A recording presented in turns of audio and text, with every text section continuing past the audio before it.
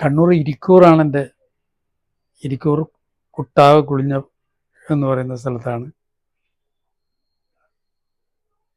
1952 June 10 അന്നാണ് ജനിച്ചത്. High school വിദ്യാഭ്യാസത്തിന് ശേഷം ആണ് പൊതുരംഗത്തേക്ക് ഇറങ്ങിയത്. അന്ന് 18-20 വയസ്സുള്ള സമയത്ത് തന്നെ രാഷ്ട്രീയ രംഗത്താണ് ഇറങ്ങിയത്. ABVP ആയിട്ടൊക്കെ സഹകരിച്ചിരുന്നു.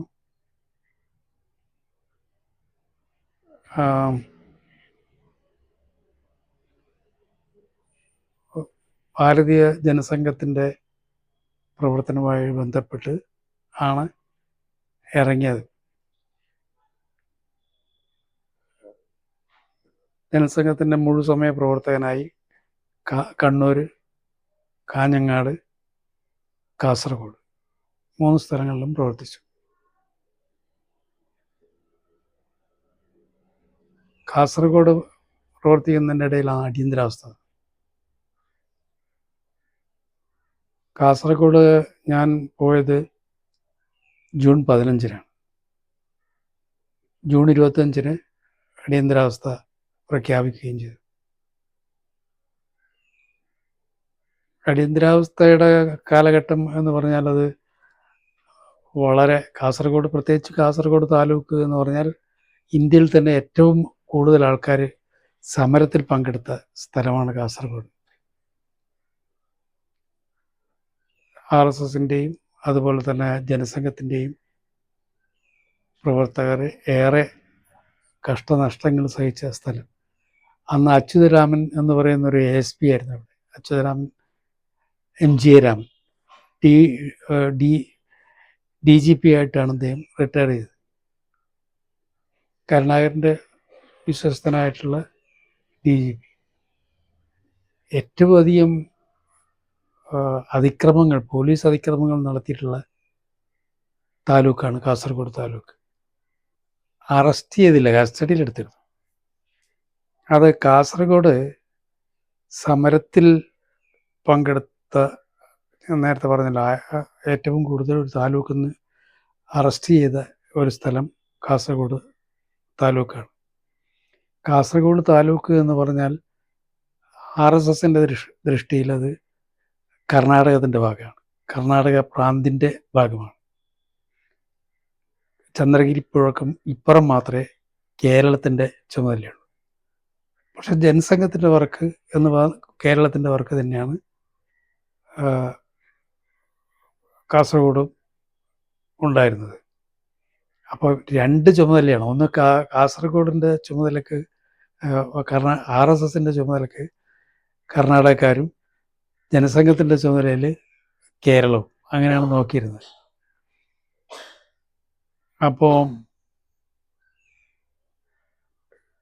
കാസർഗോഡെയും കർണാടകത്തിൻ്റെയും കേരളത്തിൻ്റെയും അതിർത്തി പ്രദേശം എന്നുള്ള നിലക്ക് 2 സംസ്ഥാന നേതൃത്വവും ഇടയ്ക്കിടയ്ക്ക് കൂടിയാലോചനകളൊക്കെ നടത്തി അങ്ങനെയാണ് സമരങ്ങൾ നടത്തിയിട്ടുള്ളത്. ആ സമരങ്ങളിൽ ഏറ്റവും കൂടുതൽ പോലീസ് അതിക്രമം നടത്തിയ താലൂക്കാണ്. പോലീസ് അതിക്രമം എന്ന് പറഞ്ഞാൽ അച്യുതരാമൻ നേരിട്ട് തന്നെ അതിക്രമങ്ങൾക്ക് നേതൃത്വം നൽകി. അപ്പോൾ സർവീസ് കയറി കുറച്ച് സമയമായിട്ടുള്ളൂ. ആ സമയത്ത് വളരെ ചെറുപ്പം. കാസർഗോഡ് താലൂക്ക് എന്ന് പറഞ്ഞാൽ അടക്ക കൃഷിയുടെ ഏറ്റവും പ്രധാനപ്പെട്ട സ്ഥലമാണ്. അടക്ക കർഷകരും ഏറ്റവും ഉള്ളത് കാസർഗോഡ്.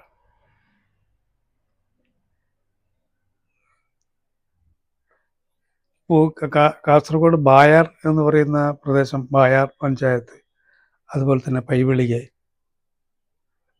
മീഞ്ച തുടങ്ങിയിട്ടുള്ള പ്രദേശങ്ങളിൽ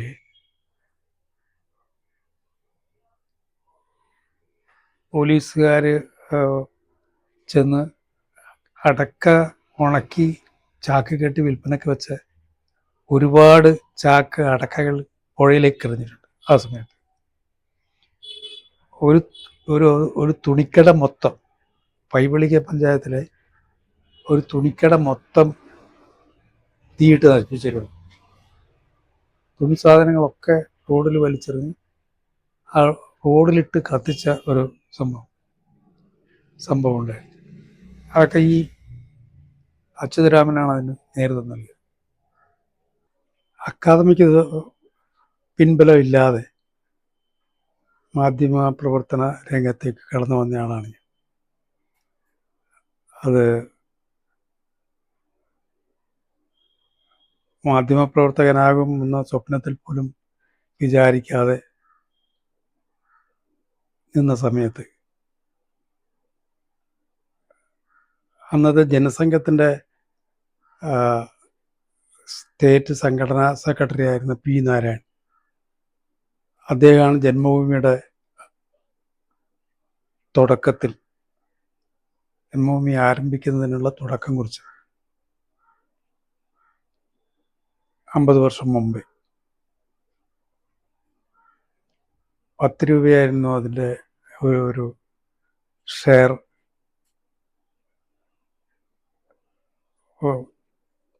പിരിച്ചിരുന്നത്.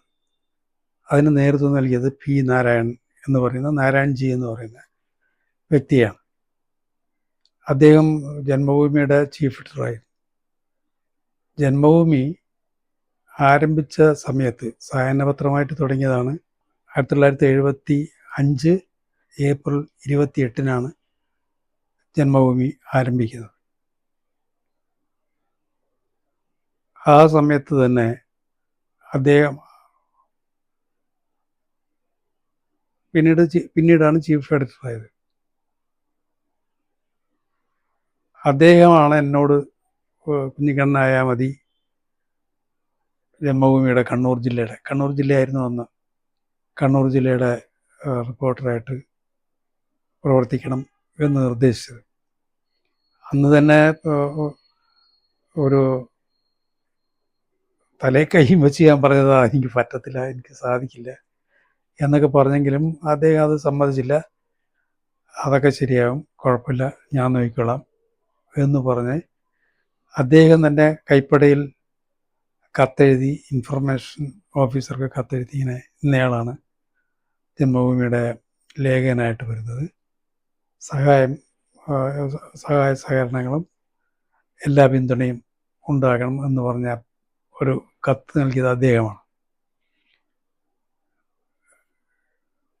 അത് കഴിഞ്ഞ് സായാഹ്നപത്രം അടിയന്തരാവസ്ഥ ജൂൺ 25-ന് അടിയന്തരാവസ്ഥ പ്രഖ്യാപിച്ചതിന് ശേഷം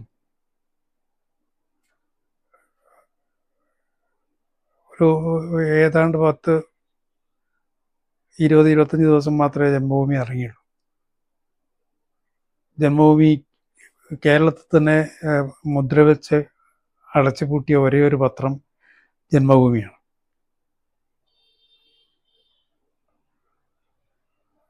അത് കഴിഞ്ഞ് 77 ജനതാ പാർട്ടി തിരിച്ച് അധികാരത്തിൽ എത്തിയതിന് ശേഷമാണ് ജന്മഭൂമി സായാഹ്ന പത്രത്തിൽ നിന്ന് മാറി പ്രഭാത ദിനപത്രമായി പ്രസിദ്ധീകരണം തുടങ്ങുന്നത്. എറണാകുളത്ത് വെച്ചിട്ടാണ് തുടങ്ങിയത്. അതും ആ സമയത്തും തുടർന്നും ഞാൻ തന്നെ കണ്ണൂർ ജില്ലയുടെ കറസ്പോണ്ടൻ്റായി ചുമതലയേറ്റു. അത് കഴിഞ്ഞ് 80-ലാണ് എനിക്ക് അക്രഡിറ്റേഷൻ കിട്ടുന്നത്. അന്ന് നയനാരായിരുന്നു മുഖ്യമന്ത്രി. അക്രഡിറ്റേഷൻ കിട്ടിയതിന് ശേഷം ആ സമയത്ത് തന്നെ രാഷ്ട്രീയ പ്രവർത്തനവും ഇതിൻ്റെ ഭാഗമായി നടത്തിക്കൊണ്ടിരുന്നു.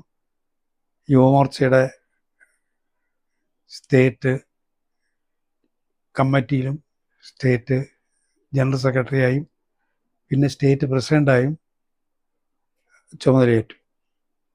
ആ സമയത്തും പത്രപ്രവർത്തനം തുടർന്നുകൊണ്ടേയിരുന്നു. അതിനിടയിൽ വന്ന 2 തിരഞ്ഞെടുപ്പിൽ മത്സരിച്ചു. 1980-ൽ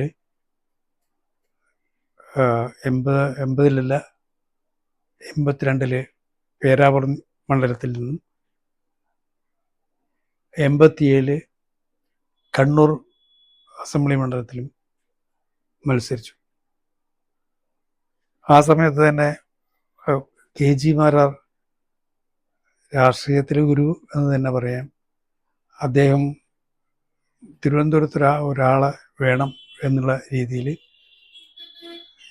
തിരുവനന്തപുരത്തേക്ക് വേണ്ടി എൻ്റെ പേരിങ്ങനെ നിർദ്ദേശിച്ചുകൊണ്ടേ സമ്മർദ്ദം ചെലുത്തിക്കൊണ്ടേയിരുന്നു. തിരുവനന്തപുരത്ത് എന്തായാലും കണ്ണൂർ പറഞ്ഞതിനേക്കാളും ശക്തമായിട്ട് തന്നെ തിരുവനന്തപുരത്തേക്ക് പോകാൻ പറ്റത്തില്ല എന്നുള്ള നിലപാടാണ് ഞാൻ സ്വീകരിച്ചത്. എങ്കിലും അത് കറങ്ങിത്തിരിഞ്ഞ് എൻ്റെ കയ്യിൽ തന്നെ തിരുവനന്തപുരത്തിൻ്റെ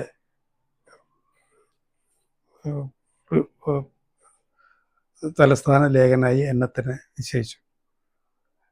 അങ്ങനെ തെരഞ്ഞെടുപ്പിൽ തോറ്റ ഞാനും ജയിച്ച P. ഭാസ്കരൻ ഒരേ ബസ്സിലാണ് തിരുവനന്തപുരത്തേക്ക് പുറപ്പെട്ടത്. കണ്ണൂർ ഡീലക്സ് എന്ന് പറയുന്ന ബസ്. അന്ന് എനിക്ക് ഡീലക്സ് ബസ്സിലും എനിക്ക് യാത്രക്ക് സൗകര്യം ഉണ്ടായിരുന്നു. ഭാസ്കരേട്ടൻ വരുന്ന സമയത്ത് ബസ്സിന് ടിക്കറ്റ് എടുത്തിട്ട് കാശ് കൊടുത്തിട്ട് തന്നെയാണ് വന്നത്. ഞാൻ കാശ് കൊടുക്കാതെ ഡീലക്സ് ബസ്സിൽ കയറി തിരുവനന്തപുരത്തേക്ക് വന്നു. തിരുവനന്തപുരത്തേക്ക് വന്നതിന് ശേഷം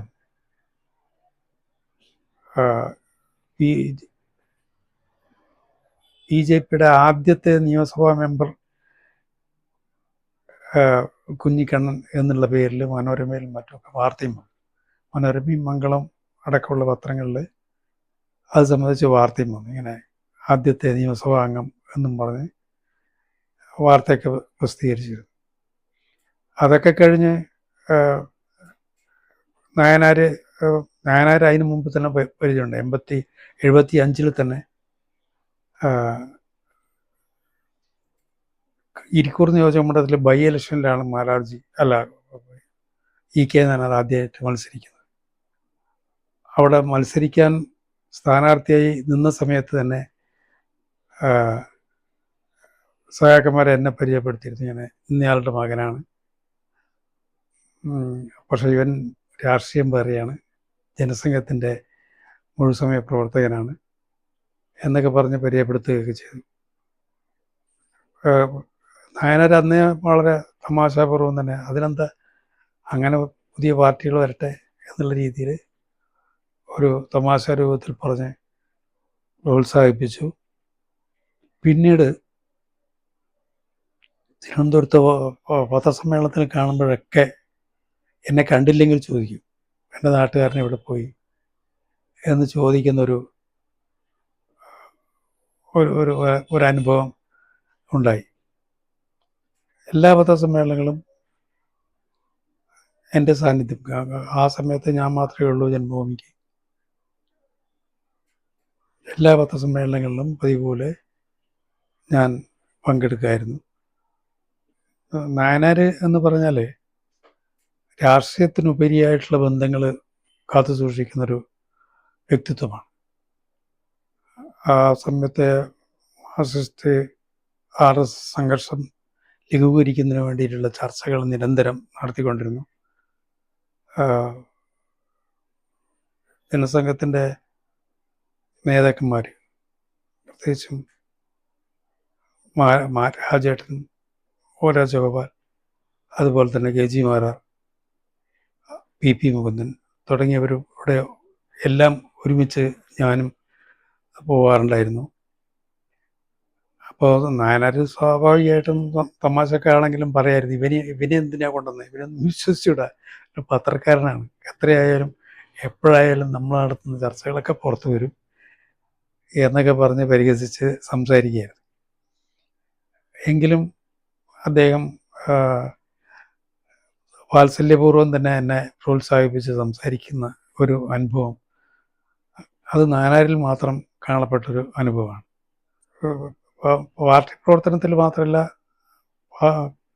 അതുപോലെ തന്നെ ദേശാഭിമാനിയുടെ പ്രവർത്തനത്തിലും അദ്ദേഹം ആ രീതിയിൽ തന്നെ സൗഹൃദം പുലർത്തിയിരുന്നു. ദേശാഭിമാനിയുടെ വരിക്കാരനായി K. കരുണാകരനെ ചേർക്കാൻ വേണ്ടി നായനാർ നേരിട്ട് തന്നെ പോവുകയുണ്ടായി. അതുപോലുള്ള ഒരുപാട് അനുഭവങ്ങളുണ്ട്. അവസാനം വരെ ആശുപത്രി കിടക്കുന്നത് വരെ ആ ബന്ധം അങ്ങനെ നിലനിന്നു. ഞാനും VP മോഹനനും 89 90 തോന്നുന്നു ഒരു ദിവസം ക്ലിഫ് ഹൗസിൽ പോയി നാനാരുമായിട്ട് കണ്ണൂരിലെ ആ സംഘർഷം ഒഴിവാക്കുന്നതിൻ്റെ ചർച്ചയുടെ തുടർ നടപടികൾ എന്നുള്ള നിലക്ക് അദ്ദേഹം പോയ സമയത്ത് പി ശശി ഇന്നത്തെ പൊളിറ്റിക്കൽ സെക്രട്ടറി ആയിട്ടുള്ള പി ശശി ഉണ്ടായിരുന്നു. അന്ന് നായനാർ പറഞ്ഞത് ഞാൻ പലതവണ എഴുതിയിട്ടുണ്ടത് ഒരു കാര്യം ഇപ്പോഴും ഓർമ്മിപ്പിക്കാൻ പറ്റിയൊരു സന്ദർഭമാണെന്ന് എനിക്ക് തോന്നുന്നു. എം വി ഗോവിന്ദൻ അന്ന് ജില്ലാ കമ്മിറ്റി മെമ്പറാണ്. പിണറായിയൊക്കെ പാർട്ടിയുടെ സെക്രട്ടറി ഒക്കെ പ്രവർത്തിക്കുന്ന സമയത്ത് നായനാർ പറഞ്ഞ് കഴിഞ്ഞ തവണയെ നിങ്ങളടുത്ത് ഞാൻ പറഞ്ഞതാണ്, ഗോവിന്ദനോട് ആയിട്ട് സംസാരിച്ചാൽ മതി, ഗോവിന്ദനോട് പറഞ്ഞാൽ മാത്രമേ കാര്യം നടക്കൂ എന്ന് പറഞ്ഞ് അദ്ദേഹം ഗോവിന്ദൻ്റെ കാര്യം അന്ന് മുതലേ പറയണ്ടായി. എന്നുവെച്ചാൽ ഗോവിന്ദൻ മാഷ് ഇപ്പോഴത്തെ സംസ്ഥാന സെക്രട്ടറി, നായനാർക്ക് ഇഷ്ടമുള്ള നായനാരുടെ ഗുഡ് ബുക്കിലുള്ള ഒരു വ്യക്തിയായിരുന്നു എം വി ഗോവിന്ദൻ. പാർട്ടി പ്രവർത്തനത്തിലും വളരെ ചെറുപ്പം കല്യാണമൊക്കെ കഴിക്കുന്നതിന് മുമ്പാണ്. ആ ഒരു അനുഭവം മറക്കാൻ പറ്റാത്ത അനുഭവമാണ്. ജോലിയിൽ ഈ വക ബന്ധങ്ങളും അതുപോലെ തന്നെ സൗഹൃദങ്ങളൊന്നും ഒരിക്കലും നിലച്ചിട്ടില്ല. ഈ ഗോവിന്ദ മാഷെ കുറിച്ച് നായനാർ പറഞ്ഞതൊക്കെ ഞാൻ സൂചിപ്പിച്ചിട്ടുണ്ട്. അതൊക്കെ ഒരു കൗതുക വാർത്ത എന്നുള്ള നിലക്ക് അല്ലാതെ മറ്റു രീതിയിലുള്ള ഒരു സ്വാധീനത്തിൻ്റെ പിൻബലവും അതിനൊന്നും ഉണ്ടായിട്ടില്ല എന്നുള്ളത് വാസ്തവമാണ്.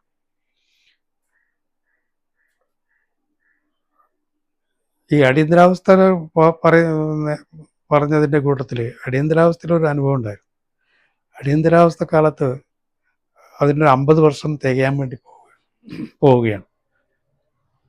25 ഏപ്രിൽ 75 ജൂൺ 25 അടിയന്തരാവസ്ഥ പ്രഖ്യാപിക്കുന്നത്. ഇപ്പം ജൂൺ ആകുമ്പോഴേക്കും 50 വർഷം തികയാണ്. ആ 50 വർഷം തികയുന്ന സമയത്ത് ആണ് എനിക്ക് അടിയന്തരാവസ്ഥ കാലത്തെ ഒരു രാത്രിയത്തെ അനുഭവം എനിക്ക് ഓർമ്മ വരുന്നു. കാസർഗോഡ് താലൂക്കിൽ മഞ്ചേശ്വരം മഞ്ചേശ്വരം മീഞ്ച എന്ന് പറയുന്ന പഞ്ചായത്തുണ്ട്. കർണാടകവുമായിട്ട് അതിർത്തി പങ്കിടുന്ന പഞ്ചായത്താണ്. അതിൽ സ്വർഗ എന്ന് പറയുന്നൊരു സ്ഥലമുണ്ട്. അടിയന്തരാവസ്ഥയിൽ കർണാടകത്തിലെ ചില നേതാക്കന്മാർ അവിടെ ഒരു ബൈഠക്ക് ഒരു മീറ്റിംഗ് നിശ്ചയിച്ചു ഒരു വീട്ടിൽ, മീഞ്ച പഞ്ചായത്തിലെ സ്വർഗ എന്ന് പറയുന്ന സ്ഥലത്ത്. അവിടെ ബസ്സൊന്നുമില്ല, നടന്നു പോകണം. 6-7 കിലോമീറ്റർ നടന്ന് ബസ് ഇറങ്ങി നടന്ന് പോയാൽ മാത്രമേ അവിടെ എത്താൻ പറ്റൂ. നടന്നത് കൂട്ടായിട്ട് നടന്നു പോകാൻ പറ്റത്തില്ല. ഒരാളെ കാണത്തക്ക രീതിയിൽ അങ്ങനെ 6-7 പേരൊരുമിച്ചാണ് ഞങ്ങൾ പോയത്. എല്ലാം കർണാടകക്കാരാണ്. കുട്ടപ്പ കാറന്ത് അതിലൊരാളാണ്. കാനത്തൂർ ഗോപാലകൃഷ്ണ ഭട്ട്, അതുപോലെ തന്നെ പേരോർമ്മയില്ല പലരും. 50 വർഷത്തെ പഴയ കാര്യമാണ്. പോയി ഒരു വീട്ടിലാണ് ഇരിക്കാൻ വേണ്ടി ഏർപ്പാട് ചെയ്തിട്ടുള്ളത്. ഞങ്ങളുടെ മീറ്റിംഗ് ആരംഭിച്ച് കഴിയുമ്പോൾ തന്നെ അതിൻ്റെ മൊത്തം മലമ്പ്രദേശമാണ്. മറ്റൊരു മലയിൽ കൂടി ഒരു ജീപ്പ് വരുന്നു. ഇത് രാത്രിയാണ് സംഭവം. ജീപ്പ് വരുന്നത് കണ്ടപ്പോൾ സംശയമായി. പോലീസ് അല്ലാതെ വേറെ ആരും ആ വഴിക്ക് ആ സമയത്ത് വരാനില്ല എന്നുള്ളതാണ് ഞങ്ങളുടെ ഒരു പൊതുവായ സങ്കല്പം. ആ ജീപ്പ് വന്നു. ജീപ്പ് കണ്ടുകൊണ്ട് ഇരിക്കുമ്പോൾ തന്നെ എല്ലാവരോടും മല കയറാൻ വേണ്ടി പറഞ്ഞു. അത് ജനുവരി അവസാന ആഴ്ചയാണ്. മല കയറി കുരുമുളക് തോട്ടവും അതുപോലെ തന്നെ റബ്ബറിൻ്റെ തോട്ടവും ഒക്കെയുള്ള പ്രദേശമാണ്. അടുത്തൊന്നും വീടില്ല. എല്ലാവരും ഓരോ റബ്ബർ മരത്തിൻ്റെ ചുവട്ടിൽ കിടന്നും ഇരുന്നും ഒക്കെ ഉറങ്ങി. അത് കഴിഞ്ഞൊരു 2-3 മണിക്കൂർ കഴിഞ്ഞതിന് ശേഷമാണ് വിളി വരുന്നത്. ഇങ്ങനെ വന്നത് പോലീസല്ല, ബി ഗണപതി ഭട്ട് എന്ന് പറയുന്ന ആ മീറ്റിങ്ങിൽ പങ്കെടുക്കേണ്ട ഒരാളാണ് വന്നത് എന്നറിയുന്നത് പിന്നീടാണ്. വളരെ നേരത്ത് തണുപ്പ് കൊണ്ട് പടയുന്ന സമയത്താണ് എല്ലാ ആൾക്കാരും ഇറങ്ങി വന്ന് പിന്നെ ആ മീറ്റിംഗ് തുടർന്നു. അതൊരു അനുഭവമാണ്. ഒരു സ്വർഗത്തിലൊരു രാത്രി എന്ന് പറയാം.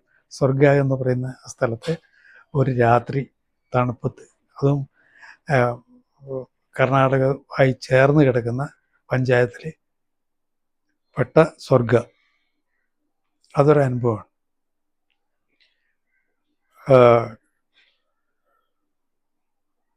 പോലീസ് ഒരു തവണ പിടിക്കുന്നുണ്ട് ഞങ്ങളെ. ഒരു 3 പേരെ പിടിച്ചു.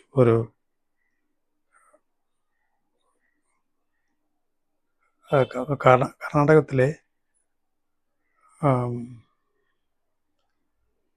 അടിയന്തരാവസ്ഥക്കെതിരായിട്ട് സമരം ആരംഭിച്ച സമയത്ത് ഈ സമരം ചെയ്യുന്ന പ്രവർത്തകന്മാരെ ജയിലിലിടാൻ സ്ഥലമില്ല. ചെറിയ ജയിലാണ്, താലൂക്ക് ജയിലാണ്. ആ ജയിലിലെ സ്ഥലം തികഞ്ഞ സമയത്ത് പോലീസ് ഒരു തന്ത്രം പ്രയോഗിച്ചു. അറസ്റ്റ് ചെയ്യപ്പെടുന്ന പ്രവർത്തകന്മാരെ കിലോമീറ്റർ അകലെ കൊണ്ടുപോയി രാത്രി തുറന്നു വിടുക.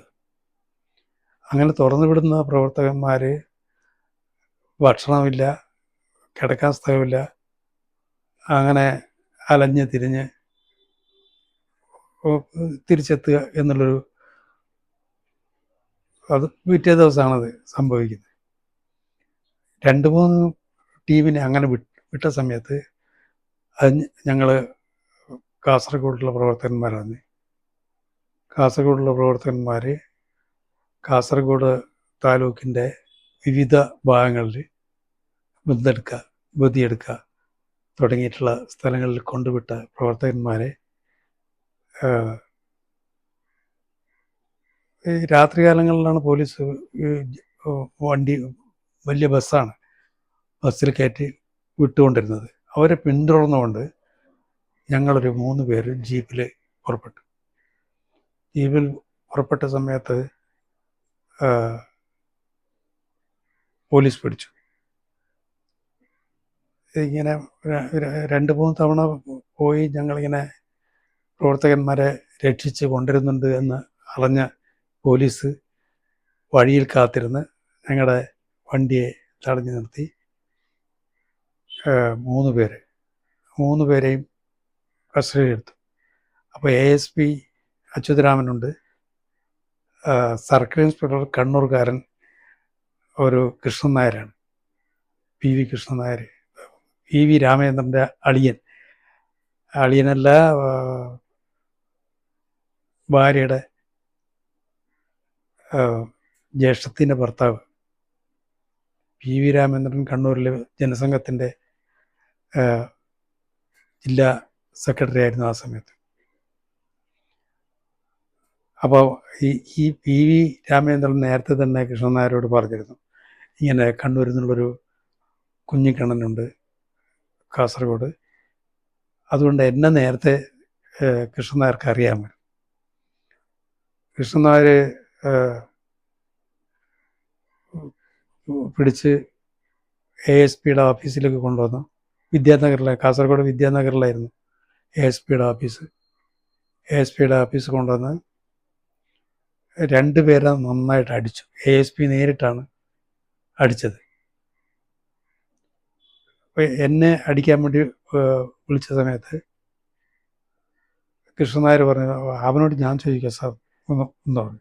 എന്നാൽ പിന്നെ നിങ്ങൾ ചോദിക്കുന്നു പറഞ്ഞിട്ട് എന്നെ വിട്ടു. അതുകൊണ്ട് കൃഷ്ണൻ നായരിൽ നിന്ന് അടി എനിക്ക് കൊള്ളേണ്ടി വന്നില്ല. അച്യുതരാമനും എന്നെ അടിച്ചില്ല. മറ്റു 2 പേരെയും നന്നായി അടിച്ചു. അതൊരു സംഭവം. അത് അടിയൊക്കെ കഴിഞ്ഞ് അർദ്ധരാത്രിയോടുകൂടി കാസർഗോഡ് പോലീസ് സ്റ്റേഷനിലേക്ക് കൊണ്ടുവിട്ടു. പോലീസ് സ്റ്റേഷനിൽ വിട്ട സമയത്ത് പോലീസ് സ്റ്റേഷനിലും എൻ്റെ ഒരു നാട്ടുകാർക്ക് ഇരിക്കൂറിൽ മലപ്പട്ടം എന്ന് പറയുന്ന സ്ഥലത്ത് ഇരിക്കൂറിലൊരു CPMൻ്റെ നേതാവുണ്ടായിരുന്നു. ആ CPM നേതാവിൻ്റെ അളിയൻ, അയാളുടെ പേരും കുഞ്ഞിക്കണ്ണനാണ്. എൻ്റെ അതേ പേരിലുള്ള ഒരു പോലീസുകാരൻ. ആ പോലീസുകാരനും എൻ്റെ അടുത്ത് വന്ന് ഉപദേശിക്കാൻ തുടങ്ങി. ഇവിടെ വന്നിട്ട് ഇങ്ങനെ പോലീസിൻ്റെ മർദ്ദനം സഹിക്കേണ്ട സാഹചര്യമുണ്ടോ, നാട്ടിൽ നിന്നാൽ പോരെ എന്നൊക്കെ പറഞ്ഞ് ഉപദേശിക്കാൻ തുടങ്ങി. അതൊക്കെ കഴിഞ്ഞ്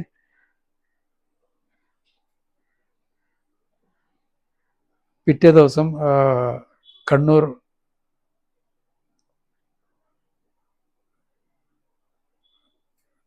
കൊയിലാണ്ടി സ്വദേശിയായിട്ടുള്ളൊരു ബാലകൃഷ്ണനായിരുന്നു അവിടുത്തെ SI, കാസർഗോഡ് SI. കൊയിലാണ്ടി ബാലകൃഷ്ണൻ എന്നാണ് അദ്ദേഹത്തെ പറഞ്ഞുകൊണ്ടിരുന്നത്. അപ്പോൾ ഈ പോലീസുകാരൻ്റെ കിടക്കാൻ ഉപയോഗിക്കുന്ന സാധനങ്ങളൊക്കെയാണ് എനിക്ക് കിടക്കാൻ തന്നത്. അപ്പോൾ ഇടയ്ക്ക് വരുന്ന പോലീസുകാരൊക്കെ കമൻറ്റ് പാസ്സാക്കുന്നുണ്ട്, പോലീസ് സ്റ്റേഷനിലും കിടക്കുകയൊക്കെ ഉണ്ടോ എന്നൊക്കെ പറഞ്ഞിട്ട് കളിയാക്കലൊക്കെ, അങ്ങനെയൊക്കെ സംഭവം ഉണ്ടായിട്ടുണ്ട്. അത് കഴിഞ്ഞ് പിറ്റേ ദിവസം കോടതിയിൽ നിന്നും കൊണ്ടുപോയില്ല, പോലീസ് വിട്ടു. അത് കഴിഞ്ഞ് അടിയന്തരാവസ്ഥയിലുണ്ടായ ഒരു പത്രിക ഇറക്കിയിരുന്നു. കുരുക്ഷേത്ര എന്നാണ് അതിൻ്റെ പേര്. കുരുക്ഷേത്ര കേരളത്തിലെ മൊത്തം അടിയന്തരാവസ്ഥയുടെ വാർത്തകൾ, സമരത്തിൻ്റെ ചരിത്രങ്ങൾ, പാർലമെൻറ്റ് നടപടിക്രമങ്ങൾ ഒക്കെ അച്ചടിച്ചുകൊണ്ടിരുന്നത്, പത്രങ്ങളിൽ വന്നുകൊണ്ടിരുന്നത് കുരുക്ഷേത്ര വഴിയാണ്. മറ്റു പത്രങ്ങളൊന്നും അടിയന്തരാവസ്ഥയിൽ സെൻസർ കഴിഞ്ഞ് വരുന്ന വാർത്തകൾ മാത്രമേ വരാറുള്ളൂ. സെൻസർ ഇല്ലാതെ വാർത്തകൾ വന്നുകൊണ്ടിരുന്ന കുരുക്ഷേത്ര അച്ചടിച്ചുകൊണ്ടിരുന്നത് കാസർഗോഡ് വെച്ചിട്ടാണ്.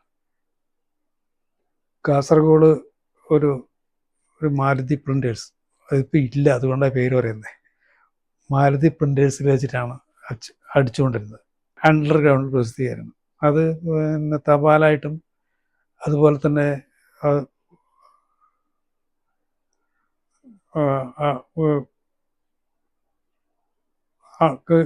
കൈമാറി ഇങ്ങനെ പോയിക്കൊണ്ടിരുന്നത്. ആഴ്ചക്ക് 2 ആഴ്ചക്ക് ഒരിക്കൽ ഈ കുരുക്ഷേത്ര AKGയുടെ പ്രസംഗങ്ങളൊക്കെ അന്ന് അച്ചടിച്ചു വന്നത് കുരുക്ഷേത്രയിലാണ്. അടിയന്തരാവസ്ഥക്കെതിരായിട്ട് പാർലമെൻറ്റിൽ നടത്തിയ പ്രസംഗം കുരുക്ഷേത്ര അച്ചടിച്ചു കൊണ്ടിരുന്നത്. പിന്നെ അത് അച്ചടിയുടെ ചുമതല RSSൻ്റെ പ്രവർത്തനം എന്ന് പറഞ്ഞാൽ കേരളത്തിൻ്റെ സംഘടനാ ചുമതലയിൽപ്പെട്ടതല്ല കാസർഗോഡ്. RSSുമായിട്ട് ബന്ധപ്പെട്ടുകൊണ്ടിരുന്നത് ഞാൻ മുഖാന്തരമാണ്. അതുകൊണ്ട് എന്നെയാണ് അച്ചടിക്കാൻ ചുമതലപ്പെടുത്തിയിരുന്നത്.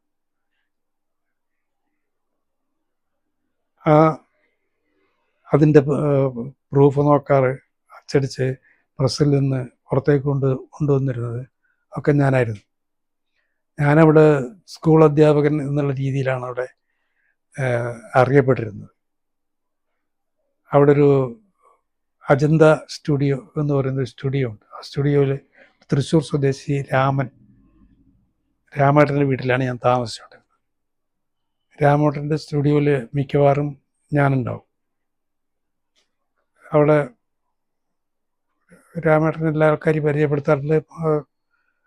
മുടിയാർ ഭാഗത്ത് ഒരു സ്കൂളിൻ്റെ പേരും പറഞ്ഞ അവിടുത്തെ അധ്യാപകനാണെന്നുള്ള രീതിയിൽ ആണവിടെ കഴിഞ്ഞുകൊണ്ടിരുന്നത്. രാമേട്ടൻ്റെ വീട്ടിൽ രാമേട്ടൻ മാത്രമേ ഉള്ളൂ ആ സമയത്ത്. രാമേട്ടൻ അന്ന് ആ കല്യാണം കഴിച്ചിട്ടില്ല, പിന്നീട് കല്യാണം കഴിഞ്ഞു. കോഴിക്കോട് ഒരു സംഘത്തിൻ്റെ ഒരു പ്രവർത്തകയായിട്ടുള്ളൊരു വനിതയാണ് കല്യാണം കഴിച്ചത്. കല്യാണത്തിന് മുമ്പേ രാമേട്ടൻ്റെ ഒന്നിച്ചാണ് ഞാൻ താമസിച്ചുകൊണ്ടിരുന്നത്.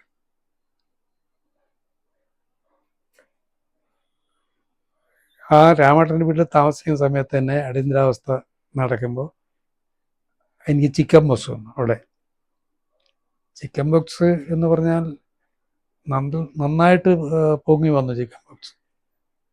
ചിക്കൻ ബോക്സ് വന്നിട്ട് ഞാൻ എന്നെ കൊണ്ട് താമസിപ്പിച്ചത് പൈവളിക പഞ്ചായത്തിലെ കിഴക്കൻ ഭാഗത്തുള്ള ഒരു നാരായണൻ നായിക്കിൻ്റെ വീട്ടിലാണ്. ഹോട്ടലുകളിലൊന്നും ഒന്നും ഭക്ഷണം കഴിക്കാറില്ല. വീടുകളിൽ നിന്നും അതുപോലെ തന്നെ കടകളിൽ നിന്നൊക്കെ ഭക്ഷണം കഴിച്ചാണ് ആ സമയത്തൊക്കെ ജീവിച്ചുകൊണ്ടിരുന്നത്. ഞാൻ കാസർഗോഡ് മിക്കവാറും RSൻ്റെ വീടുകളിലൊക്കെ ഭക്ഷണം കഴിച്ചിട്ടുണ്ട്. അവരുടെയൊക്കെ വീടുകളിൽ താമസിച്ചിട്ടുണ്ട്.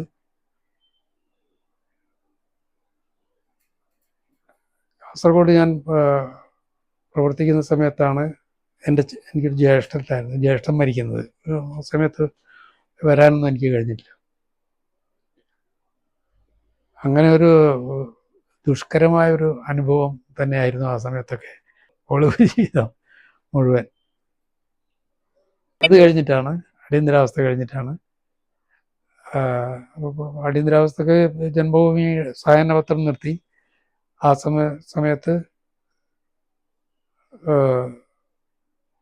ജനസംഘത്തിൻ്റെ വർക്ക് തുടങ്ങി. അത് കഴിഞ്ഞ് ജനതാ പാർട്ടി രൂപം കൊണ്ടപ്പോൾ ജനതാ പാർട്ടിയുടെ പ്രവർത്തനത്തിൽ മുഴുകി.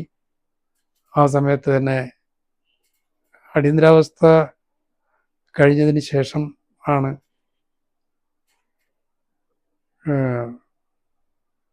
പിന്നെ ജനതാ പാർട്ടിയുടെ രൂപീകരണം. ജനതാ പാർട്ടി രൂപീകരിച്ച സമയത്ത് ഞാൻ കണ്ണൂരിലേക്ക് വന്നു. കണ്ണൂരിൽ നിന്നാണ് ജനസംഘത്തിൻ്റെ മോർണിംഗ് ഡെയിലി പ്രവർത്തനം തുടങ്ങിയത്. അതും ഞാൻ നേരത്തെ പറഞ്ഞതുപോലെ ഒരു അക്കാദമിക് പരിചയമോ ഒരു ട്രെയിനിങ്ങോ ഒരു പരിശീലനമോ ഒന്നുമില്ലാതെ വെറും കൈയോടെ തുടങ്ങിയതാണ് എല്ലാം.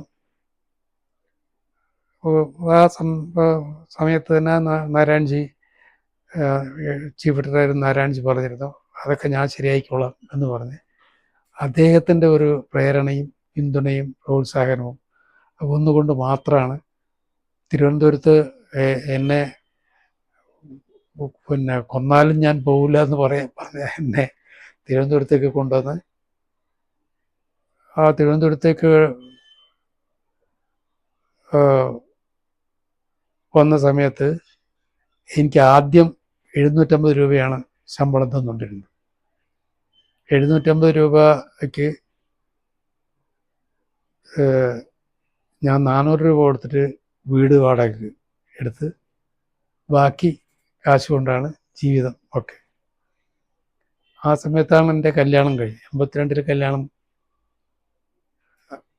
കഴിഞ്ഞു. കല്യാണം കഴിഞ്ഞ് ഫാമിലിയായിട്ട് തിരുവനന്തപുരത്ത് വന്ന് 400 രൂപ നൽകിയ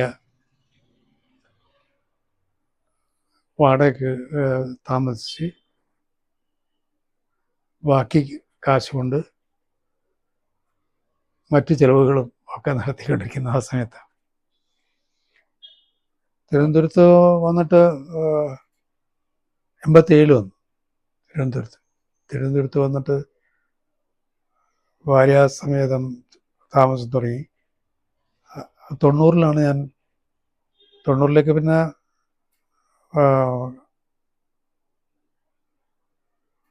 ആദ്യം കൈതമുക്കിലാണ് താമസിച്ചുകൊണ്ടിരുന്നത്. കൈതമുക്കിൽ നിന്ന് നേരെ പുളിമൂട് താമസം തുടങ്ങി. 90-ൽ പുളിമൂട് താമസം തുടങ്ങിയ സമയത്താണ് ഞാനത് ഇത് എഴുതിയിട്ടുണ്ട്. അത് കർമ്മ ന്യൂസ് അത് ഒരു വാർത്തയാക്കിയിട്ടുണ്ട്. നരേന്ദ്രമോദി വീട്ടിൽ വന്ന് ഭക്ഷണം കഴിച്ചു. നരേന്ദ്രമോദി അന്ന് PP മുകുന്ദൻ സംഘടന സെക്രട്ടറിയായി ചുമതലയേറ്റ് കുറച്ച് ആയിട്ടേ ഉള്ളൂ.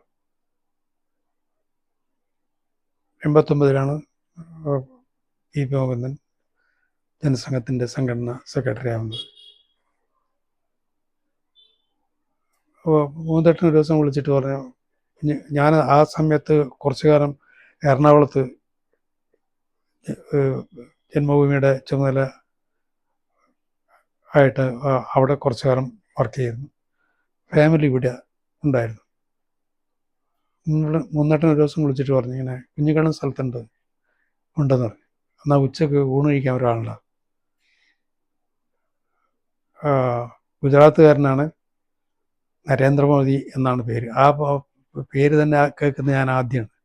നരേന്ദ്രമോദി എന്നുള്ള പേര്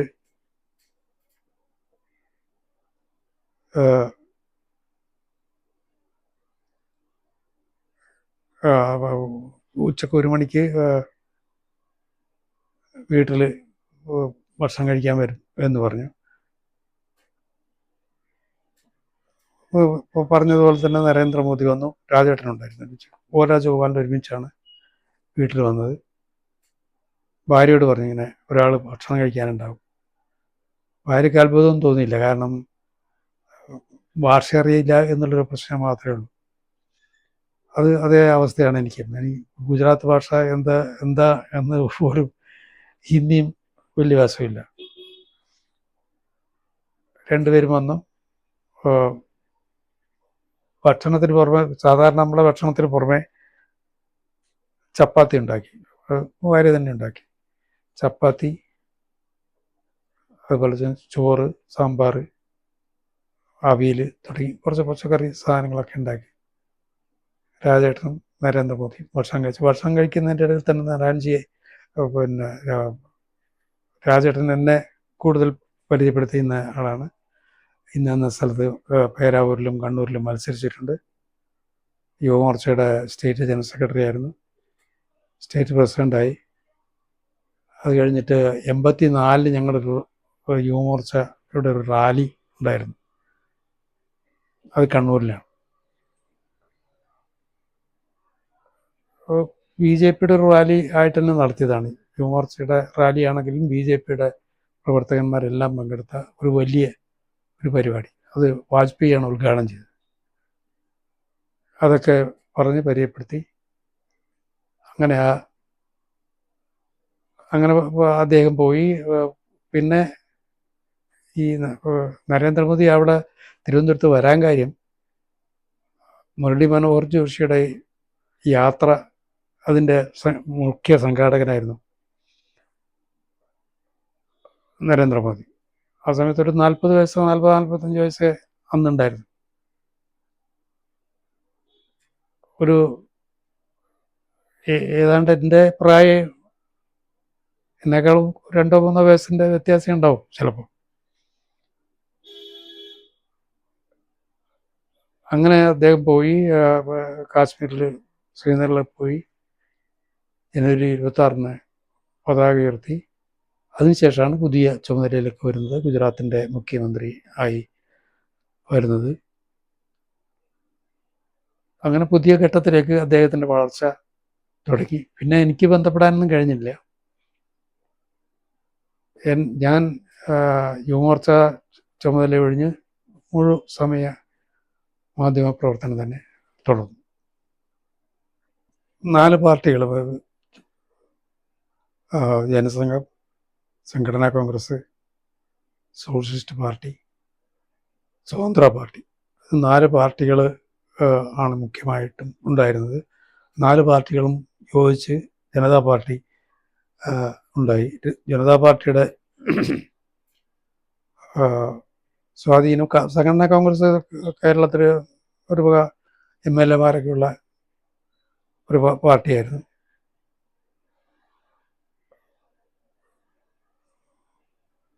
ആ ജനതാ പാർട്ടിക്ക് ആ സമയത്ത് MLA-മാരുണ്ടായിരുന്നു സംഘടനാ കോൺഗ്രസ്.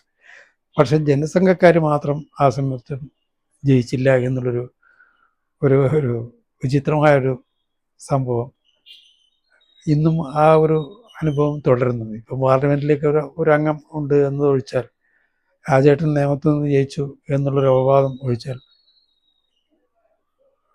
ജനസംഘത്തിൻ്റെ ആൾക്കാർ നിയമസഭയിൽ എത്തിയില്ല എന്നുള്ളൊരു അപവാദം എന്ന് തന്നെ പറയാം ഇപ്പോഴും നിലനിൽക്കുകയാണ്. അടുത്ത തെരഞ്ഞെടുപ്പോടുകൂടി അത് മാറുമെന്നുള്ളതാണ് എൻ്റെ പ്രതീക്ഷ. BJP-യിൽ വന്നതിന് ശേഷം ജന്മഭൂമിയുടെ എഡിറ്റർമാർ ഒരുപാട് മാറി മാറി വന്നിട്ടുണ്ട്. VM ഗോറാത്ത് മാതൃഭൂമിൻ്റെ ഡെപ്യൂട്ടി എഡിറ്ററായിരുന്നു. അദ്ദേഹം ജന്മഭൂമിൻ്റെ ചീഫ് എഡിറ്ററായിട്ട് വന്നു. അത് കഴിഞ്ഞ് പ്രൊഫസർ തുറവൂർ വിശ്വംഭരൻ അദ്ദേഹം ചീഫ് എഡിറ്ററായിരുന്നു. അതുപോലെ തന്നെ മനോരമയിലുണ്ടായിരുന്ന രാമചന്ദ്രൻ ചീഫ് എഡിറ്ററായിരുന്നു. ഇപ്പോൾ ഗവർണറുടെ സ്റ്റാഫിലുണ്ടായിരുന്ന ഹരിയസ് കർത്ത ചീഫ് എഡിറ്ററായിരുന്നു. മാതൃഭൂമിയിൽ നിന്ന് തന്നെ റിട്ടയർഡ് ആയിട്ടുള്ള അരുൺകുമാർ ചീഫ് എഡിറ്ററായിരുന്നു. ഇപ്പം KNR നമ്പൂതിരി എഡിറ്റർ ആയി ചുമതല വഹിക്കുന്നു. KVS ഹരിദാസ് എഡിറ്ററായിരുന്നു. ഇത്രയും ആൾക്കാരൊക്കെ മാറി മാറി ചുമതലകൾ മാറി ആൾക്കാർ മാറി മാറി മാറി വന്നെങ്കിലും തുടക്കം മുതൽ ജന്മഭൂമിയിലുള്ള ഒരേ ഒരാളുണ്ട്, അത് ഞാനാണ്. ഞാൻ ജന്മഭൂമിയുടെ 10 രൂപ ഷെയർ കൊടുത്ത് ജന്മഭൂമിയിൽ ചേർന്നത് മുതൽ ഇന്ന് വരെ 50 വർഷമായി ജന്മഭൂമിയിൽ തുടരുന്ന ഒരേ ഒരാൾ അത് ഞാൻ മാത്രമേ ഉള്ളൂ എന്നുള്ളൊരു പ്രത്യേകതയും ഉണ്ട്. റെക്കോർഡാണ്. വേറെ ആരും ഇല്ല എന്നുള്ളതാണ് ആ ഒരു സത്യം. മാരാർജിയുടെ വ്യക്തിത്വം എന്ന് പറഞ്ഞാൽ പറഞ്ഞറിയിക്കാൻ പറ്റാത്ത വ്യക്തിത്വമാണ്. അദ്ദേഹം ഒരു നേതാവ് എന്നുള്ള രീതിയിൽ പ്രവർത്തിക്കുന്ന സമയത്ത് നേതാവിൻ്റെ ഒരു ജാള്യതയും അല്ല ഒരു നാട്യവും ഇല്ലാതെ തനി സാധാരണക്കാരനായിട്ട് പ്രവർത്തിച്ച ഒരു നേതാവാണ് അദ്ദേഹം. പ്രവർത്തകന്മാരുമായിട്ട് ഇടപഴകി പ്രവർത്തകന്മാരായി ഒന്നുപോലെ പ്രവർത്തിക്കുന്ന ഒരു പ്രകൃതം. അത് വലിപ്പ ചെറുപ്പമൊന്നും നോക്കാതെ ഇണങ്ങി പ്രവർത്തിക്കുന്ന ഒരു പ്രകൃതം. അദ്ദേഹത്തെക്കുറിച്ച് ഞാൻ 2 പുസ്തകം എഴുതിയിട്ടുണ്ട്. KG മാരാർ ഒരു സ്നേഹസാഗരം എന്ന് പറഞ്ഞൊരു പുസ്തകം, അതുപോലെ തന്നെ മനുഷ്യപ്പറ്റ് ഉള്ള നേതാവ് എന്നുള്ള മറ്റൊരു പുസ്തകം. 2 പുസ്തകം ഞാൻ മാരാർജിയെക്കുറിച്ച് തന്നെ എഴുതിയിട്ടുണ്ട്. അദ്ദേഹം പ്രവർത്തകന്മാരുടെ വികാരങ്ങളും വിചാരങ്ങളും ഒക്കെ അറിഞ്ഞ് പ്രവർത്തിക്കുന്ന, കേരളത്തിലെ അങ്ങോളം ഇങ്ങോളം ഉള്ള പ്രവർത്തകരുമായി ഏറെ വ്യക്തിബന്ധം പുലർത്തിയിരുന്ന ഒരു നേതാവാണ്. അദ്ദേഹത്തെക്കുറിച്ച് അദ്ദേഹം ഏറ്റവും കൂടുതൽ സ്നേഹിച്ചിരുന്നത് മാധ്യമപ്രവർത്തകർ ദൂരദർശൻ അല്ല, അദ്ദേഹത്തിൻ്റെ അവസാന കാലഘട്ടത്തിൽ 84 ശേഷം ദൂരദർശൻ വന്നെങ്കിലും മറ്റ് ചാനലുകളൊക്കെ അത് കഴിഞ്ഞിട്ടാണ് വന്നത്. 10-30 വർഷമായിട്ടുള്ളൂ ഏഷ്യാനെറ്റ് വന്നിട്ട്. ആ ദൃശ്യമാധ്യമങ്ങൾ വരുന്നതിന് മുമ്പേ പത്രപ്രവർത്തകരുമായിട്ട് ഏറ്റവും ഇടപഴകിയ ഒരു നേതാവായിരുന്നു KG മാർ. അദ്ദേഹത്തിൻ്റെ സ്നേഹം കൊണ്ട് വീർപ്പ് മുട്ടിക്കുക എന്നൊക്കെ പറഞ്ഞില്ലേ, അതുപോലെയാണ് അദ്ദേഹത്തിൻ്റെ അദ്ദേഹം മരിച്ചപ്പോഴത് കണ്ടതാണ്. മരിച്ചപ്പോൾ എറണാകുളം ആശുപത്രിയിൽ വെച്ചിട്ടാണ് അദ്ദേഹം മരിക്കുന്നത്. എറണാകുളത്തുനിന്ന് മുതൽ കണ്ണൂർ വരെയുള്ള യാത്രയിൽ അങ്ങോളം ഇങ്ങോളം ആയിരക്കണക്കിന് ആൾക്കാരാണ് അദ്ദേഹത്തിൻ്റെ പിന്നെ മൃതദേഹം കാണാൻ ഒരു നോക്ക് കണ്ട് തൊട്ടു നോക്കി നമസ്കരിച്ച് പോകാനും തിങ്ങിക്കൂടിയ ഒരു മുഹൂർത്തം. ആ സമയത്ത് ഞാൻ എറണാകുളത്താണുള്ളത്. അദ്ദേഹത്തിൻ്റെ ജന്മഭൂമിയുടെ മാനേജിങ് എഡിറ്ററായിട്ട് പ്രവർത്തിച്ചു ഇടക്കാലത്ത്. പി മുകുന്ദൻ MD ആകുന്നതിന് മുമ്പേ അദ്ദേഹം MD ആയിട്ട് കുറച്ചിട്ടുണ്ടായിരുന്നു.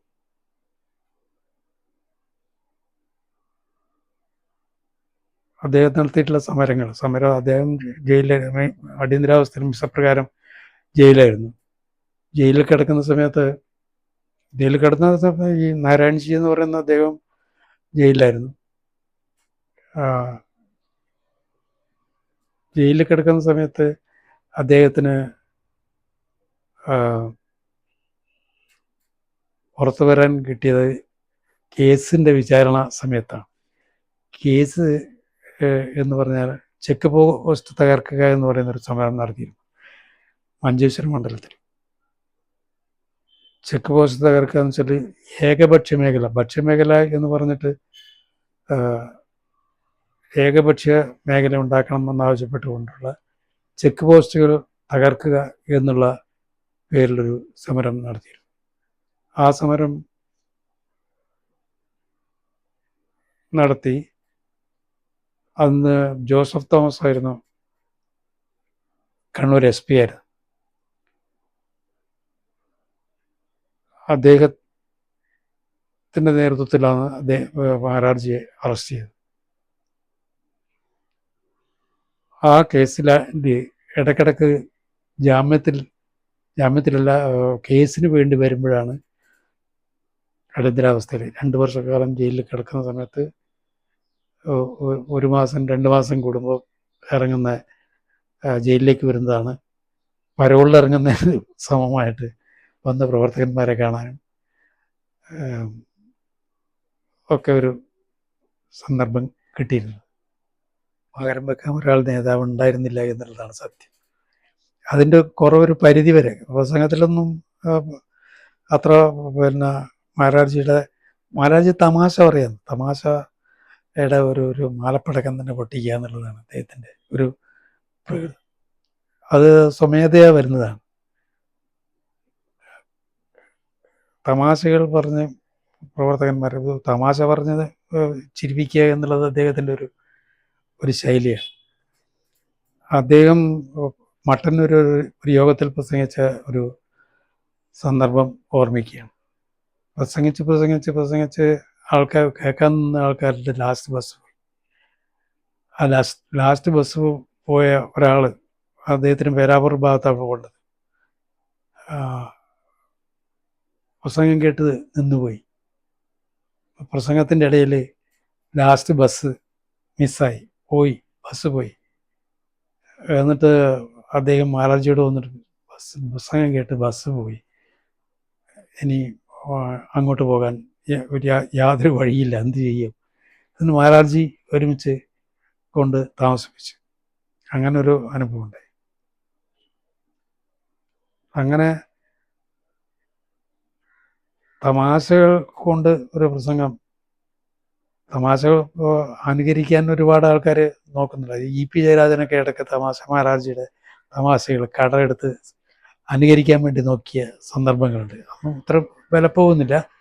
എങ്കിൽ പോലും അതൊക്കെ അനുകരിക്കുന്ന ഒരുപാട് നേതാക്കന്മാരുണ്ടായിരുന്നു. മറ്റ് രാഷ്ട്രീയക്കാർ പോലും അദ്ദേഹത്തിൻ്റെ മുസ്ലിങ്ങൾ പോലും അദ്ദേഹത്തിൻ്റെ പ്രസംഗം കേൾക്കാൻ കാത് കൂർപ്പിച്ച് നിൽക്കും. മലപ്പുറത്തൊക്കെ പൊതുയോഗം നടത്തിയ ജനസംഘത്തിൻ്റെ പൊതുയോഗം ആണെങ്കിൽ പോലും ആൾക്കാർ കേട്ട് രസിച്ച് നിൽക്കും എന്നുള്ളതാണ് അനുഭവം. അതുപോലെ തന്നെ എല്ലാ സ്ഥലവും കേരളത്തിൽ അങ്ങോളം ഇങ്ങോളം അദ്ദേഹത്തിൻ്റെ കണ്ണൂർ സ്റ്റൈല്, കണ്ണൂർ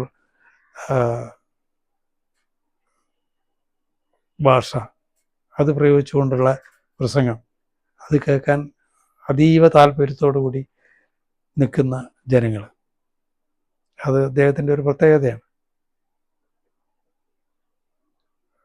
അദ്ദേഹം പ്രശ്നക്കടവ് ഹൈസ്കൂൾ അധ്യാപകനായിരുന്നു, മലയാള അധ്യാപകനായിരുന്നു.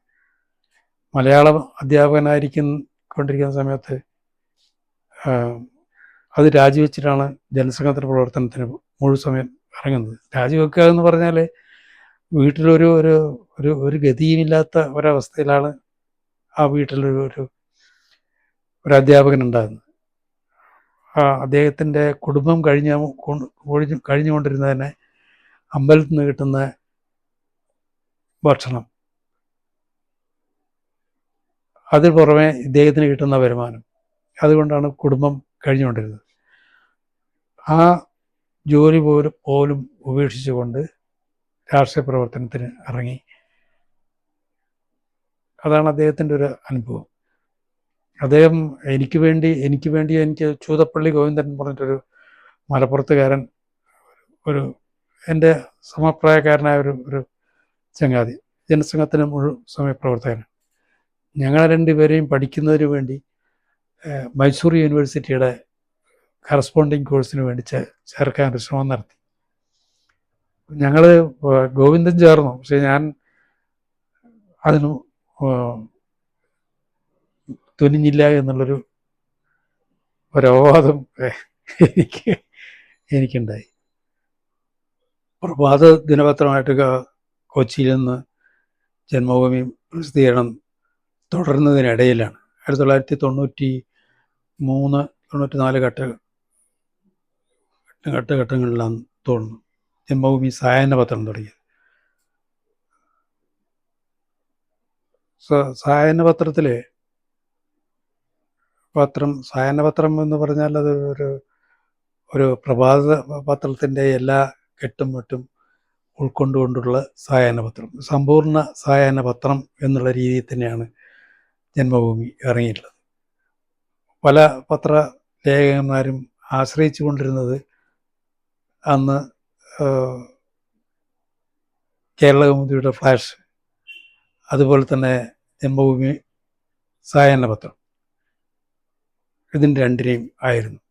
അതിൽ എന്തുകൊണ്ടും മികച്ച വാർത്താ അവതരണം തന്നെയാണ് ജന്മഭൂമി സായാഹ്ന പത്രവും നടത്തിയിട്ടുള്ളത്.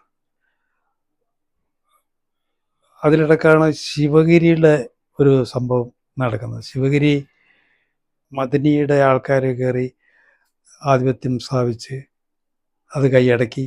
അവിടെ പോലീസ് നടപടി ഉണ്ടായി.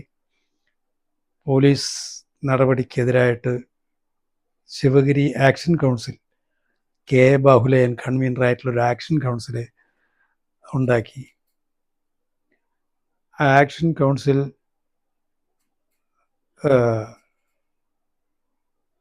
കാസർഗോഡ് മുതൽ തിരുവനന്തപുരം വരെ ഒരു ജാഥ നടത്തിയിരുന്നു.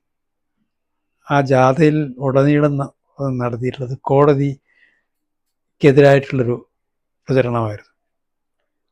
സവർണ ജഡ്ജിമാർ ആണ് കോടതിയുടെ കാര്യങ്ങൾ തീരുമാനിക്കുന്നത്. അതുകൊണ്ട് ശിവഗിരിയോട് അവഹേളന കാണിച്ചു എന്നൊക്കെ പറഞ്ഞിട്ടുള്ളൊരു വലിയ പ്രചരണം തന്നെ നടത്തിയിരുന്നു. അതിൻ്റെ സമാപന സമ്മേളനം തിരുവനന്തപുരത്ത് കിഴക്കേക്കോട്ടയിൽ നടക്കുകയുണ്ടായി. കിഴക്കേക്കോട്ടയിൽ നടന്ന സമയത്ത് ഞാൻ ആ കിഴക്കേക്കോട്ടയിലെ പ്രസംഗം കേൾക്കാൻ വേണ്ടിപ്പോയി. ശിവഗിരി ആക്ഷൻ കൗൺസിൽ എന്നുള്ള പേരിൽ ബാഹുലയൻ നടത്തിയ പ്രസംഗം അത് വളരെ ശ്രദ്ധേയമായിട്ടുള്ള പ്രസംഗമായിരുന്നു. ബാഹുലയൻ ഇപ്പോൾ BJPയുടെ സ്റ്റേറ്റ് കമ്മിറ്റി മെമ്പറുമാണ്. ബാഹുലയൻ നടത്തിയ പ്രസംഗത്തിൽ ശിവഗിരി നടപടിയിൽ ശിവഗിരിയിലെ തിരഞ്ഞെടുക്കപ്പെട്ട കമ്മിറ്റിക്ക് ഭരണം കൈമാറണം എന്നാവശ്യപ്പെട്ടുകൊണ്ടുള്ള ഒരു തീരുമാനം ഹൈക്കോടതിയിൽ നിന്നുണ്ടായി. ആ വിധിയാണ് സവർണ ജഡ്ജിമാർ ഉൾപ്പെടെയുള്ള ജഡ്ജിയുടെ പേര് ഞാനിപ്പം ഓർമ്മിക്കുന്നില്ല.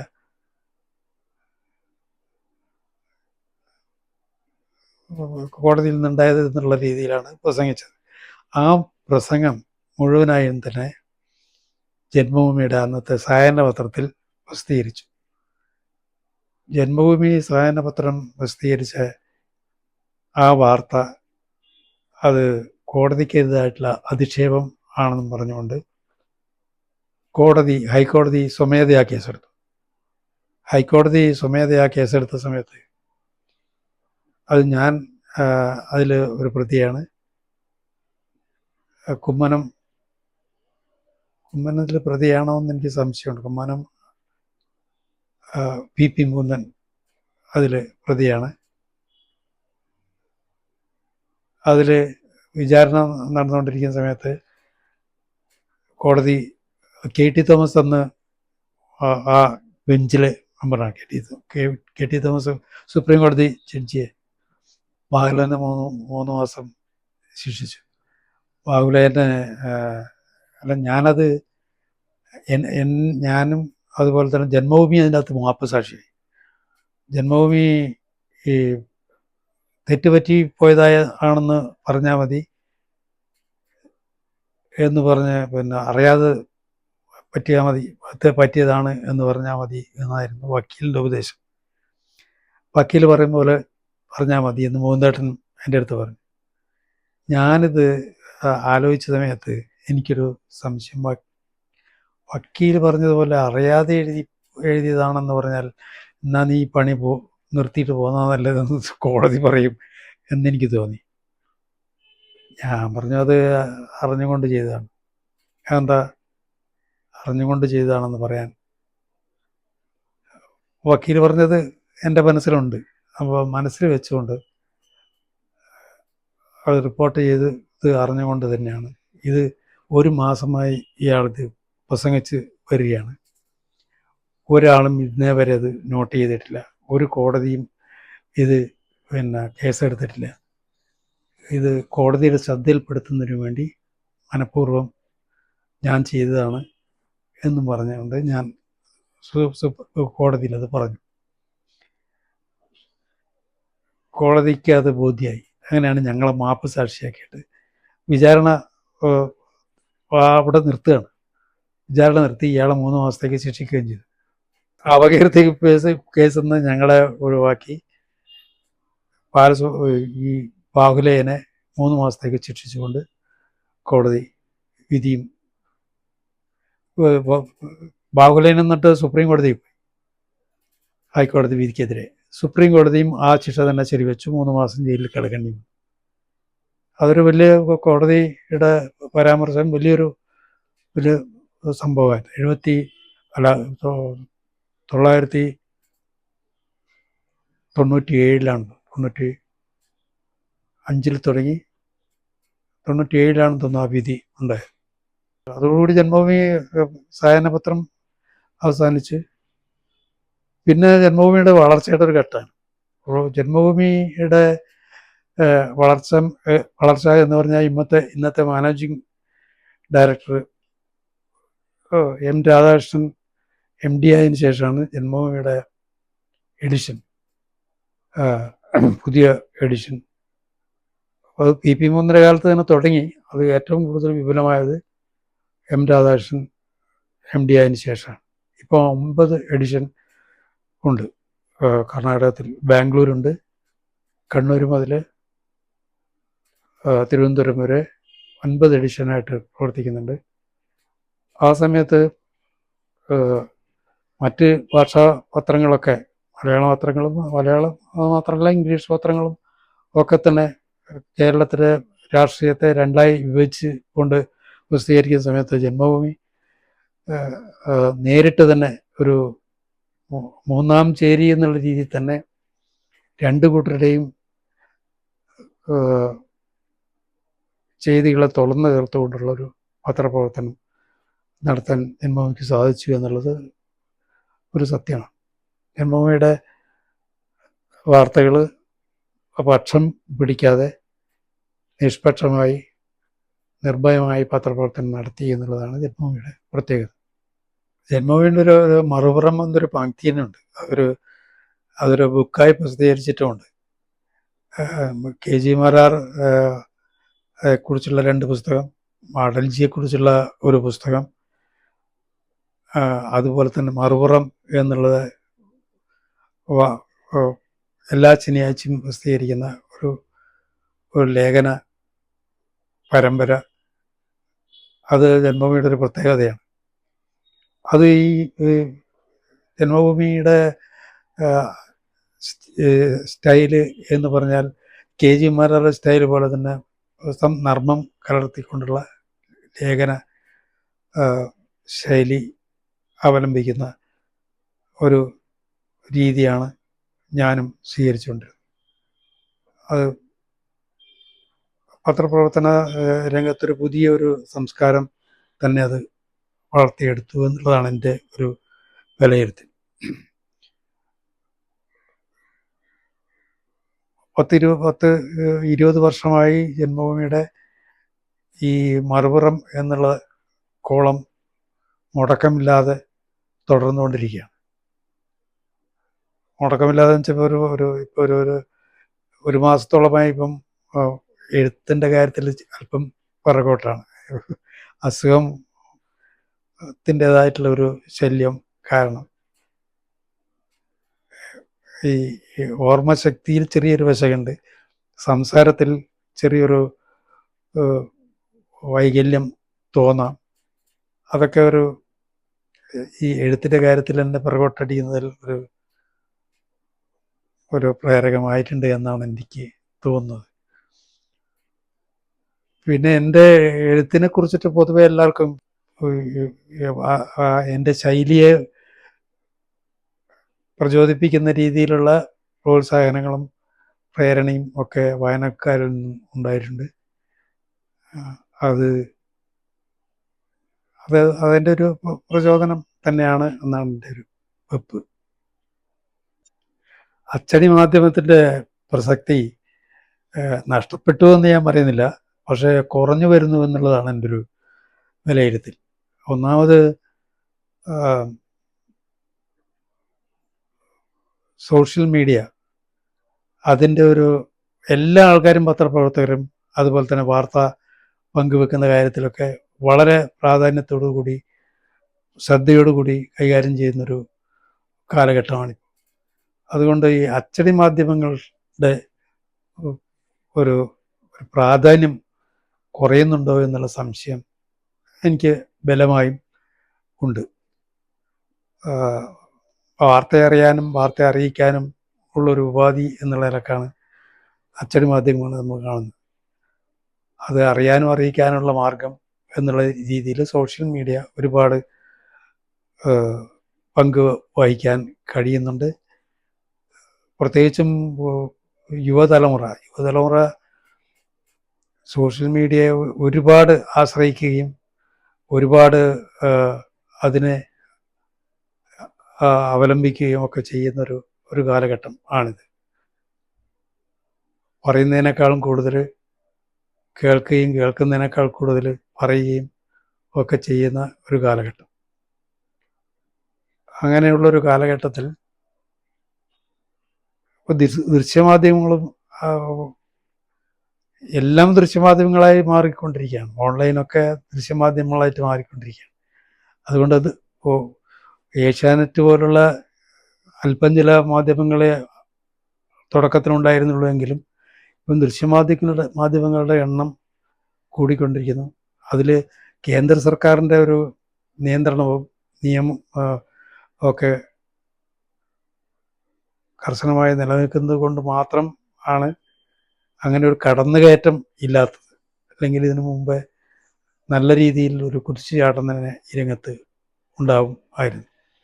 ഫേക്ക് ന്യൂസ് ഒരുപാട് ഉണ്ട്. അത് തടയുന്നതിന് വേണ്ടിയിട്ടുള്ളൊരു പരിശ്രമവും കേന്ദ്ര സർക്കാരിൻ്റെ ഭാഗത്തുനിന്നുണ്ടാകുന്നുണ്ട്. ഫേക്ക് ന്യൂസിൻ്റെത്, അതുപോലെ തന്നെ ഈ തട്ടിപ്പ് സാമ്പത്തിക തട്ടിപ്പൊക്കെ ഇതിൻ്റെ പിറകിൽ നടക്കുന്നുണ്ട്. അതൊക്കെ നിയന്ത്രിക്കാൻ ശക്തമായ നിയന്ത്രണങ്ങളും ശക്തമായ നിയമങ്ങളും ശക്തമായ നടപടിക്രമങ്ങളും ഉണ്ടായാൽ മാത്രമേ അതൊക്കെ സാധിക്കും. അച്ചടി മാധ്യമങ്ങൾ ഉള്ള സമയത്തൊന്നും അങ്ങനെ ആ രീതിയിലുള്ളൊരു തട്ടിപ്പ് നടന്നുകൊണ്ടിരുന്നില്ല.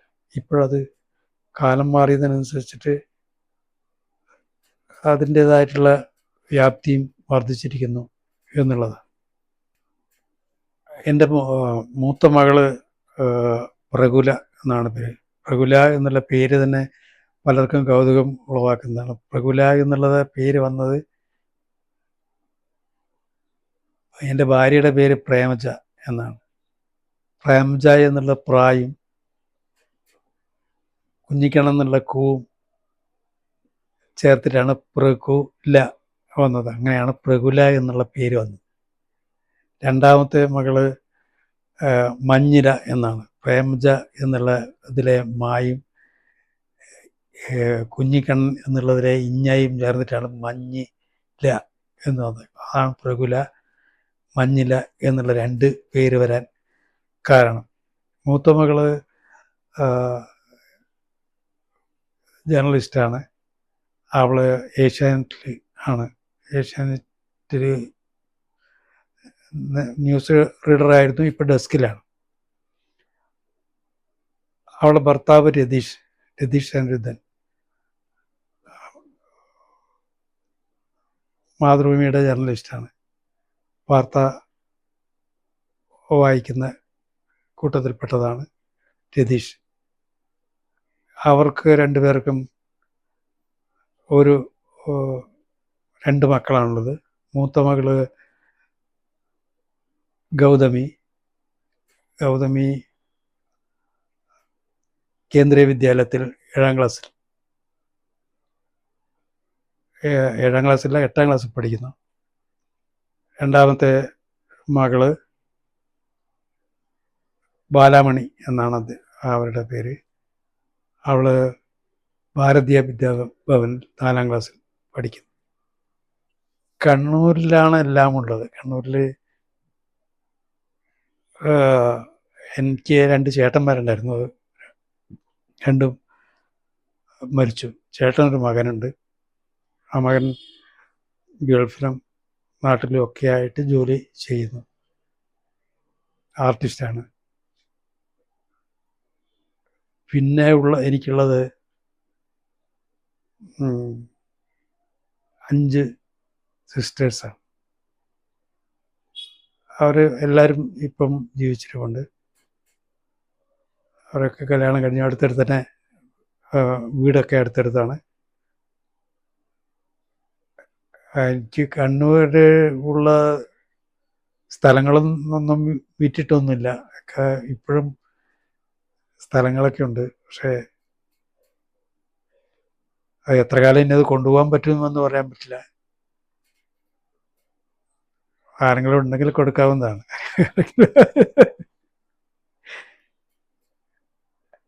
5-6 സർവേ നമ്പറിൽ തണ്ടപ്പേരിൽ സ്ഥലമുണ്ട്. ഇരിക്കൂറുണ്ട്, കണ്ണൂർ ടൗണിലുണ്ട്, തിരുവനന്തപുരത്തുണ്ട്. ശരിക്കും പറഞ്ഞാൽ തിരുവനന്തപുരക്കാരനായി മാറി. പക്ഷേ കുടുംബമൊക്കെ ഇപ്പോഴും കണ്ണൂരിലുണ്ട്. സംഘടനാ പ്രവർത്തനത്തിൽ ഇപ്പോഴും ഉണ്ട്. ഞാനവിടെ കണ്ണൂർ വർക്ക് ചെയ്യുന്ന സമയത്ത് കണ്ണൂർ യൂണിയൻ്റെ സെക്രട്ടറി ആയിരുന്നു 2 തവണ. കണ്ണൂർ പ്രസ് ക്ലബിൻ്റെ സെക്രട്ടറിയായി. പ്രസ് ക്ലബിൻ്റെ സെക്രട്ടറി എന്ന് പറഞ്ഞാൽ തിരുവനന്തപുരത്തെ പോലെയല്ല. അവിടെ പ്രസ് ക്ലബ്ബ് യൂണിയൻ്റെ കീഴിലാണ്. പ്രസ് ക്ലബ്ബ് യൂണിയൻ്റെ സെക്രട്ടറിയായി 2 തവണ. അത് കഴിഞ്ഞ് തിരുവനന്തപുരത്തേക്ക് വന്നിട്ട് തിരുവനന്തപുരത്ത് യൂണിയൻ്റെ പ്രസിഡൻ്റായി 2 തവണ. കേസരി ജേർണലിസ്റ്റ് ട്രസ്റ്റ് ചെയർമാനായി 2 തവണ. അതും 2 തവണ തന്നെയായി.